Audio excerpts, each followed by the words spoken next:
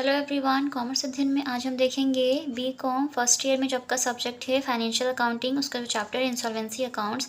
इस वीडियो में हम डिस्कस करेंगे insolvency of the firm and all it's partners. ठीक है, जैसे कोई भी फर्म है, अगर वो इंसॉल्वेंट हो जाती है, साथ ही साथ अगर उनके पार्टनर्स भी इंसॉल्वेंट हो जाते हैं, तो क्या चीज़ें जो ट्रीटमेंट करनी होंगी हमें यहाँ पर उनको ध्यान रखना होगा। इस वीडियो में हम यही डिस्कस करेंगे। बात करें इंसॉल्वेंसी अकाउंट्स के और पॉइंट्स की, तो उनको कवर किया हुआ है। एंड किस तरह से हम स्टेटमेंट ऑफ अफेयर्स को प्रिपेयर करते हैं, उसमें जो भी हेडिंग्स होती हैं उनकी अपनी क्या इंपॉर्टेंस होती है, कैसे उनका ट्रीटमेंट किया जाता है, उस पर वीडियो बना हुआ। उस वीडियो का लिंक यहाँ आई बटन पर प्रोवाइड कर दूंगी, यहाँ से जाकर आप देख सकते हैं। या फिर financial accounting BCom first year की जो प्लेलिस्ट है उसे भी आप एक बार चेक कर सकते हैं। वहाँ पर आपको सारे इंपॉर्टेंट चैप्टर्स मिल जाएंगे देखने को। और अगर कोई ऐसा पॉइंट है जो स्किप हो गया तो आप मुझे कमेंट सेक्शन में कमेंट करके बता सकते हैं, मैं उस टॉपिक पर वीडियो आपके लिए बना दूंगी। शुरू करते हैं इस वीडियो को और देखते हैं कि क्या है जब कभी भी फर्म या पार्टनर्स उनके दोनों ही इंसॉल्वेंट हो जाते हैं तो वहाँ पर हम कैसे ट्रीटमेंट करेंगे। ठीक है, सो फर्स्ट पॉइंट इज जो when the firm and all it's partners have become insolvent. जब फर्म साथ ही साथ फर्म के में मान लीजिए 2 पार्टनर हैं या 3 पार्टनर हैं, अगर फर्म भी इंसॉल्वेंट हो गई, पार्टनर्स भी इंसॉल्वेंट हो गए, तो क्या करेंगे अगर हो जाते हैं तो one statement of affair is prepared for the firm and for each partner a separate statement of affairs is prepared। देखिए, फर्म या इंसॉल्वेंट हो गई है तो ऐसे में क्या करेंगे आप, जब वो फर्म इंसॉल्वेंट होगी तो फर्म का तो स्टेटमेंट ऑफ अफेयर्स आपको प्रिपेयर करना ही है बच्चे। ठीक है, अब मान लीजिए उसी फर्म में 2 पार्टनर थे ए एंड बी। ठीक है, तो अब ए एंड बी भी इंसॉल्वेंट हो गए हैं, उनके पास भी पैसा नहीं बचा अब कुछ भी। तो ऐसे में क्या होगा कि आपको statement of affairs for A and statement of affairs for B भी प्रिपेयर करना पड़ेगा। मीन्स हर एक पार्टनर का एक particular separate statement of affairs आपको प्रिपेयर करना है। ठीक है, तो यहाँ पर 3 बन जाएंगे, 2 पार्टनर का स्टेटमेंट ऑफ अफेयर्स और एक फर्म का स्टेटमेंट ऑफ अफेयर्स। क्लियर बच्चा, ये पॉइंट क्लियर हो गया। सेकेंड पॉइंट देखते हैं, excess of statement of affairs of the partners if any is transfer to the statement of affairs of the firm.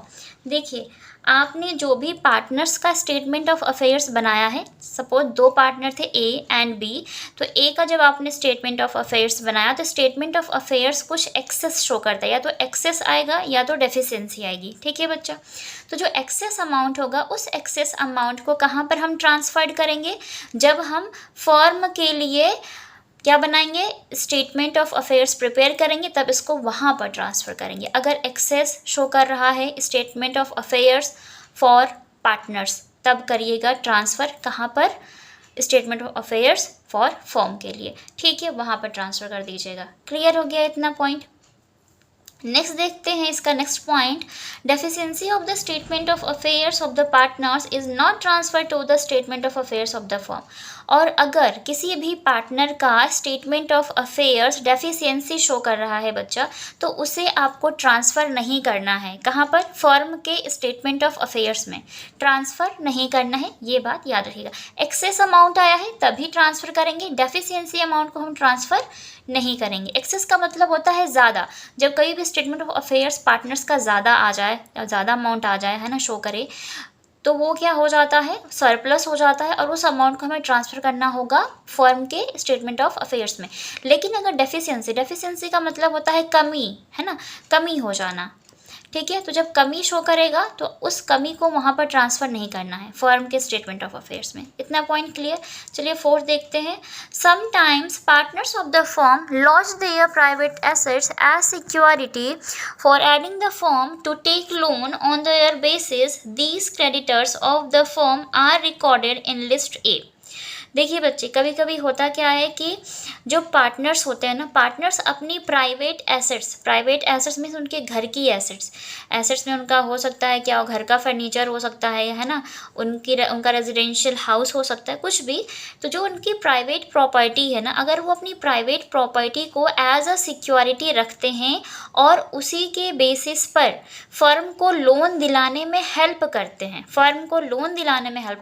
Partners अपनी प्राइवेट एसेट्स को गिरवी रख कर, है ना, गिरवी समझते हैं, समझ गए ना, मीन्स सिक्योरिटी के तौर पर रखना, क्योंकि जब हमें भी पता है कि जब भी हमें कहीं से लोन लेना होता है तो हमें सिक्योरिटी रखनी होती है, तभी बैंक लोन प्रोवाइड करता है। सेम यहाँ पर भी ऐसा है। तो यहाँ पर जो पार्टनर्स है वो अपनी प्राइवेट एसेट्स को क्या करते हैं, गिरवी रख देते हैं, ताकि जो फर्म है उनके बेसिस पर लोन ले सके। ठीक है बच्चा।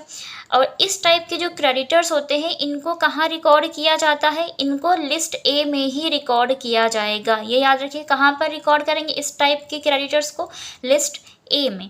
ठीक है बच्चे। फिर है ऑफ अनसिक्योर क्रेडिटर। देखिए, जो recorded in list A of unsecure creditors even though they have a charge on the personal security of partners. Okay, देखिए यहाँ पर हम सबको पता है स्टेटमेंट ऑफ अफेयर्स में जो फर्स्ट लिस्ट होती है ना, लिस्ट ए, वो रिलेटेड है अनसिक्योर क्रेडिटर्स से। तो ऐसे क्रेडिटर्स को अनसिक्योर क्रेडिटर्स माना जाता है, इसीलिए लिस्ट ए में शो करेंगे हम। ठीक है। और ये चार्ज किस पर किए जाते हैं, पर्सनल सिक्योरिटी ऑफ पार्टनर्स पर। चार्ज का मतलब होता है कि अगर इन क्रेडिटर्स का पेमेंट फर्म अपनी एसेट्स को रियलाइज़ करके नहीं कर पाती है, तो जो पार्टनर्स ने सिक्योरिटीज़ रखी हुई हैं, एज अ जो उनकी अपनी पर्सनल प्रॉपर्टी है उसको एज अ सिक्योरिटी रखा हुआ है, तो वहाँ से फिर उस अमाउंट को रियलाइज़ करते हैं। ठीक है। अभी आगे देखते हैं, इसमें पॉइंट बचा हुआ है ऑफ द पार्टनर्स। ठीक है बच्चा। तो किस पे चार्ज किए जाएंगे, पार्टनर्स की जो उनकी जो प्रॉपर्टी थी उन्होंने जो रखा हुआ है एज अ सिक्योरिटी, उस पे चार्ज होगा। ठीक है, वहाँ से अमाउंट रियलाइज़ कर लेंगे। So these creditors will first of all realise their amount from the assets of the firm and the balance of amount which they cannot realize from the firm will be realized from those assets of the partners on which they have a charge.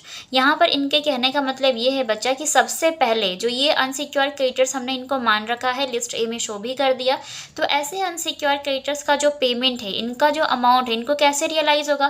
पहले तो वो ये देखेंगे कि जो firm है, firm की जो एसेट्स हैं, उन एसेट्स को रियलाइज करके अगर इनका अमाउंट वहाँ से उन एसेट्स के थ्रू रियलाइज़ हो जाता है तब तो ठीक है। लेकिन जितना अमाउंट नहीं रियलाइज़ होगा, जो बैलेंस अमाउंट बच जाएगा, ठीक है, जो फर्म की एसेट से नहीं फुलफिल हो पाएगा, वो क्या करेंगे, ऐसे अमाउंट को कैसे रियलाइज़ करेंगे, जो भी पार्टनर्स ने उनके अगेंस्ट सिक्योरिटी रखी थी, है ना, उस सिक्योरिटी से उसको क्या करेंगे, रियलाइज़ कर लेंगे। मीन्स पार्टनर्स की उन पर्सनल प्रॉपर्टी से रियलाइज़ करेंगे जो उन्होंने रखा हुआ है गिरवी उस लोन के लिए।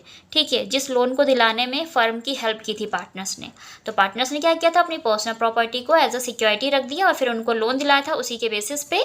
तो अगर फर्म से पूरा पैसा उन क्रेडिटर्स को नहीं मिलेगा तो वो पार्टनर्स की उस पर्सनल प्रॉपर्टी से जिसको उन्होंने एज अ सिक्योरिटी रखा हुआ है, वहाँ से उस अमाउंट को रियलाइज़ कर लेंगे, वो अनसिक्योर्ड क्रेडिटर्स रियलाइज कर लेंगे बच्चे। ठीक है, समझ गए। चलिए अब बात करते हैं, इस केस में डेफिशिएंसी अकाउंट बनता है तो ट्रीटमेंट क्या होगा। So preparation of deficiency account in case of partners insolvency. ठीक है, तो जब कहीं भी पार्टनर इंसॉल्वेंट होंगे तो वहाँ पे डेफिशिएंसी अकाउंट बनाते हैं, तो क्या होगा treatment. So if a partner has become insolvent and his deficiency account is to be prepared, his contribution towards the capital of the firm will be recorded in the right hand side of his deficiency account. ठीक है बच्चा, ये याद रखिएगा इतना। देखिए, हम सबको पता है एक बिजनेस में या किसी भी फर्म में जब पार्टनर्स आते हैं तो अपने साथ दो चीज़ें लेकर आते हैं। एक होती है उनकी गुडविल, दूसरी होती है कैपिटल। तो गुडविल तो चलो ठीक है, किसी की हो सकती है, किसी की नहीं हो सकती है, लेकिन कैपिटल तो देनी पड़ेगी। ठीक है, तो जो वो कैपिटल अमाउंट कंट्रीब्यूट करते हैं उस फर्म में ना, जो भी अमाउंट वो कंट्रीब्यूट करेंगे एज अ कैपिटल, वो कैपिटल अगर हम बात करें इसमें जो आप इंसॉल्वेंसी अकाउंट्स प्रिपेयर करते हैं, तो अगर जब भी हम डेफिशिएंसी अकाउंट बनाएंगे, पार्टनर्स का डेफिशिएंसी अकाउंट बच्चे, देखिए दो यहाँ पे डेफिशिएंसी अकाउंट बनते हैं, एक पार्टनर्स के लिए बनता है और एक फर्म के लिए बनता है। ठीक है बच्चे, तो कंट्रीब्यूट करना होता है उन्हें कैपिटल। तो जब कभी भी अगर डेफिशिएंसी अकाउंट पार्टनर्स का बनेगा तो उनके डेफिशिएंसी अकाउंट के राइट हैंड साइड आपको इसको दिखाना है। ठीक है, समझ गए इतना पॉइंट, राइट हैंड साइड। क्यों, क्योंकि इनका यहाँ पर लॉस है, क्योंकि इंसॉल्वेंट हो रही है फर्म भी और ये भी, तो ये इनका लॉस है, इसलिए right hand side of deficiency account इस कैपिटल अमाउंट को शो करना है। आगे देखते हैं, because it was his investment and due to insolvency of the firm his value of this investment is become zero. जब फर्म का डेफिशिएंसी अकाउंट बनेगा, अब ठीक है, फर्म की बात कर रहे हैं यहाँ पे बच्चे, फर्म का जब डेफिशिएंसी अकाउंट बनेगा, क्योंकि जब इन्होंने फर्म में वो कैपिटल लगाया तो कैपिटल में एज अ पार्टनर वो पार्टनर है ना क्या फर्म के, तो जब कैपिटल लगाते हैं ना उस फर्म में तो वो इन्वेस्टमेंट होती है बच्चे, ठीक है। तो ये एज अ इन्वेस्टमेंट शो होता है। तो पहले तो ये अपने बैलेंस शीट में एसेट साइड शो करते हैं एज अ इन्वेस्टमेंट करके, ठीक है। सेकेंड, जब डेफिशिएंसी अकाउंट बनेगा फर्म का तो वहाँ पर इसको लेफ्ट हैंड साइड शो किया जाएगा एज अ इन्वेस्टमेंट। क्यों? अब यहाँ पर जो देखिए इंसॉल्वेंट हो गई फर्म तो पैसा तो इन्वेस्ट किया था ना, इन्वेस्ट किया था। जब बिजनेस ही डूब गया तो वो इन्वेस्ट किया हुआ पैसा भी तो डूब गया, तो उनकी इन्वेस्टमेंट यहाँ पर क्या हो जाती है बच्चा? ज़ीरो हो जाती है। तो जब फर्म का डेफिशिएंसी अकाउंट बनाएंगे तो इसको left hand side of deficiency account show करेंगे। जब पार्टनर्स का डेफिशिएंसी अकाउंट बनाएंगे तो उसको right hand side of partners deficiency account में शो करेंगे। ये बात याद रखिएगा, ठीक है बच्चे। यकीन करती हूँ इस वीडियो के थ्रू आपको ये पॉइंट्स क्लियर हो गए होंगे। अगर ट्राई करूँगी इस पर एक क्वेश्चन भी लेकर आऊँ जिसमें पार्टनर्स इंसॉल्वेंट हो रहे हो तो किस तरीके से हम प्रिपेयर करते हैं। ऑलरेडी बहुत से वीडियोस बने हुए हैं प्रैक्टिकल क्वेश्चंस को लेकर जो कि इंसॉल्वेंसी अकाउंट से रिलेटेड हैं, तो वो भी आपको देखने को मिल जाएगा। एक दो वीडियो का लिंक यहाँ आई बटन पर दे दूँगी तो वहाँ से देख लीजिएगा या डिस्क्रिप्शन बॉक्स में मिल जाएगा। तो आज की वीडियो में इतना ही। वीडियो अच्छा लगा तो लाइक करें, फ्रेंड्स के साथ शेयर करें। चैनल पर आप हमारे नए विजिटर हैं तो चैनल को सब्सक्राइब कर लें, साथ ही साथ बेल आइकन को प्रेस कर लें ताकि आने वाले वीडियोस की नोटिफिकेशंस टाइम पर मिलती रहे। आज वीडियो में इतना ही, मिलते हैं नेक्स्ट वीडियो में। तब तक के लिए take care and thank you so much for watching this video.